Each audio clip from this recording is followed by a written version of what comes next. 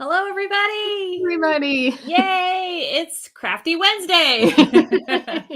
It's Wet Nose Wednesday. It's all Yep. our favorite dog loving themed Wednesdays. Hi, everybody. So happy to be with you today. We're going to be starting the upcoming holiday a little early, so we won't be able to come on and do our normal Friday craft shows. And if you're not familiar with those, we call them Think Dog It's Friday. And we get together with you and all of your pet loving friends to do crafts and recipes, all in our honor of love for pups. So please check out our playlists and past and present videos that we've done. And today's going to be another really good one, another really fun, simple, easy craft. And we're going to make a dog toy today, and I'm super excited. I love it when we make dog toys. It's so much fun, and our pups really enjoy them. And I think we try to get easier and easier as far as the crafty part goes, the instruction part goes. So this one is super easy. It turns out really cute. Today we're making a what are we calling it? A Fringebee. I was gonna say a Furby. That's a little toy. little. That's a different kind of toy. That's a different kind of toy. And I'm probably showing my age, but that used to be like the hottest toy at Christmas time. No, we're making a Fringebee. It's kind of like a frisbee with fringe, right? So It's going to be really a lot of fun. And so happy to have you here with us today. If you don't know who we are, I am Patty Quinn, and I'm here with the amazing Hillary Buchholz. Hey, everybody.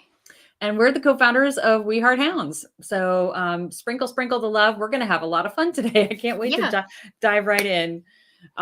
So the first thing we need, and Hillary's going to show you, is a little Frisbee flyer that we found on Amazon, but you can find them in pet stores and Walmart and wherever. They're pretty common. They're really a lot of fun. And what do we love about them? So the nice thing about them is they are nice and flexible and lightweight. And there's also different sizes. So both Patty and I are using the small size, but you can definitely get a small, medium, or large depending on the size of your dog. And they're a great toy as a Frisbee, because they're nice and soft, so they're not tough on your dog's mouth if they're catching them in the air and stuff like that.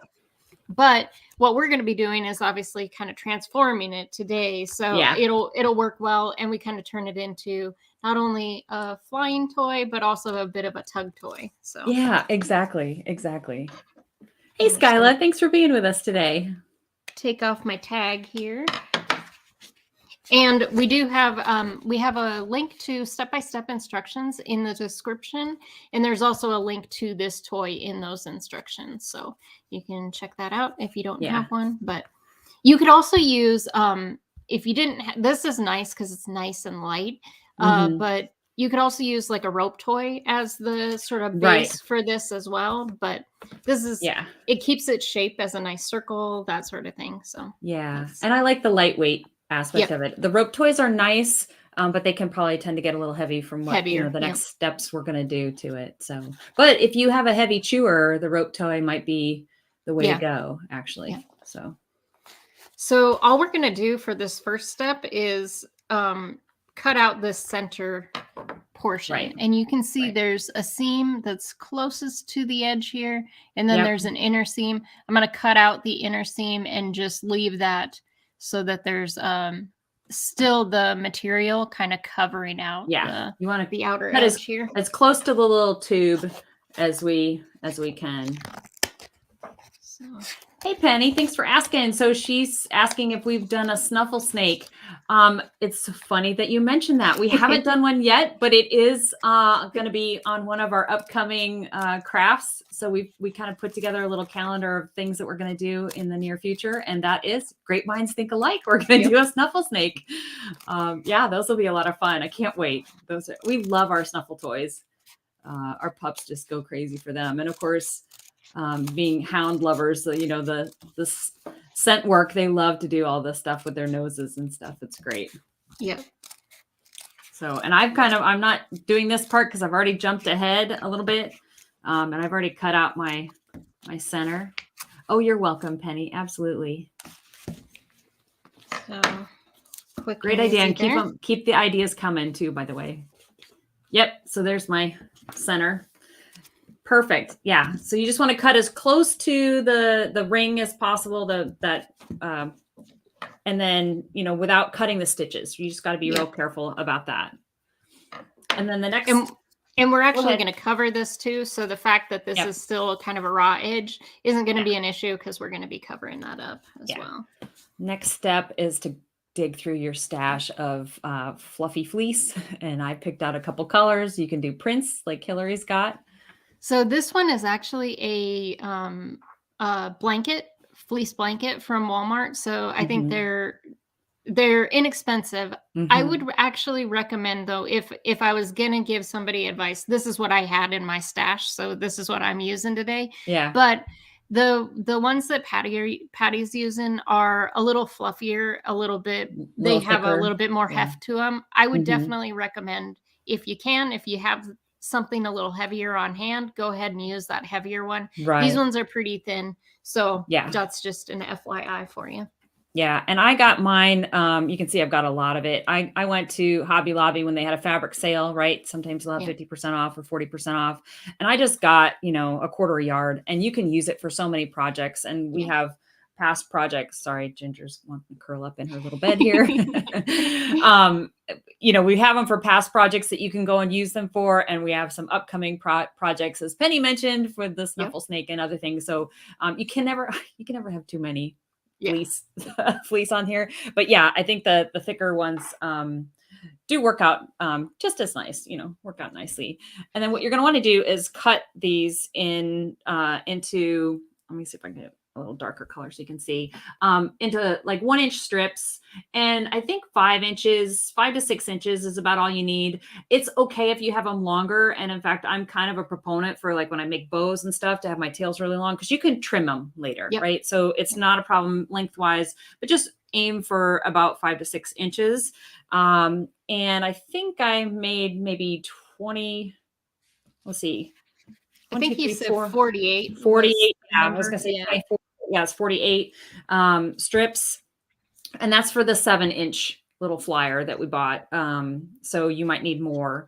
And then basically what you're going to do, and this is why I kind of jumped ahead, is you're just going to tie these around. It's super simple.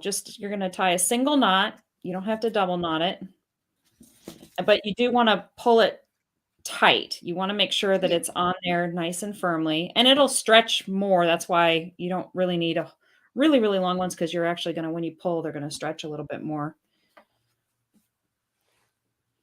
And I just did mine like in a little colorful pattern, but you can make them random. And Hillary, you've got one color, so that makes it even easier. Will be all.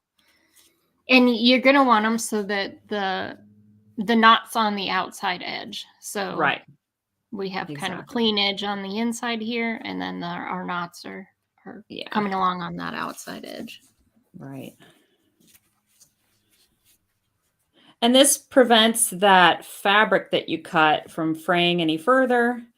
But it's nice to have that there to protect that inner tube from coming apart.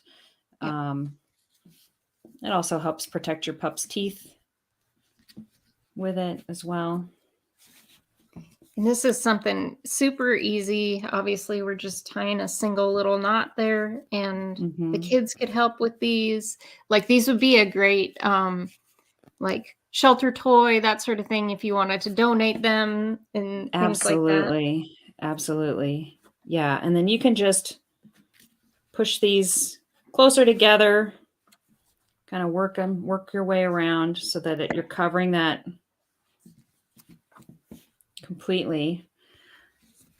And then you end up with this really sweet ring. And then what I ended up doing is trimming. So I have a little pup, if you're not familiar, she's a little 7-pound Chiweenie. And so some of these were a little long. So what I ended up doing is just trimming the edges a little bit. Now, if you have just take like a 1/2 inch or 1 inch off. And if you have a larger pup, or Hillary's pup, Hank, isn't necessarily larger, but he's a dachshund, a full dachshund. So he's got a nice big mouth on him that can chomp down on this just fine. So you can trim the edges a little bit and then you kind of just fluff it up Yeah. and it's ready to go.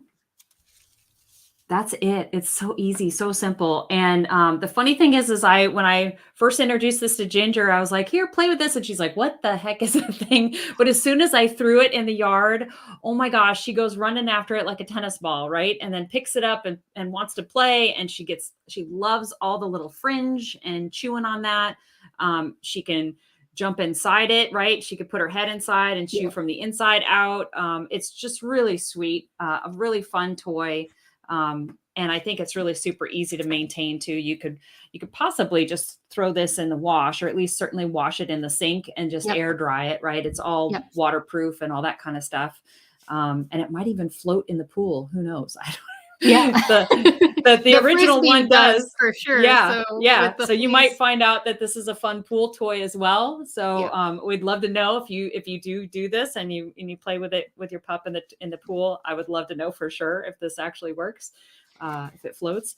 But this is just a really fun different texture for your pup to play with in terms of a flying disc toy. And I just thought this was really a cute, colorful, canine cuddly toy to play with over the summer too, as well. And you can play with it inside and out. And as Hillary said, it can be a tug toy. So that was something Ginger and I were doing too. You could see in the picture that we have for this, there's a Ginger tugging on it like a little tug toy.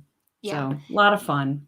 And we do recommend, because these are just single knots, we do recommend that this is a toy that you don't just give them. It's a toy to play with you. It's not one that you just give them and let them play with by themselves, because they will be able to pull this fleece off and things like that. So Ginger took one of them off and Ginger took one of the fleece off and started running across the yard with it. She was super excited. So yeah, you do need, and they might ingest some of that if they really dig down and start chewing it up into bits. So you do want to supervise. But I just love the texture. I love that it's soft on their mouth, right? It's a much softer toy, much easier for them to catch and grab and play with. And it just makes a really fun, colorful spiral as you're spinning it in the yard, in the backyard, or out in the park, or wherever you are. So you can fun, see, super easy. I'm about, a third of the way through mine already. So it doesn't take very long at all. You can really put these together quickly. So it's a lot of fun. Exactly. We would love to know if you guys make one.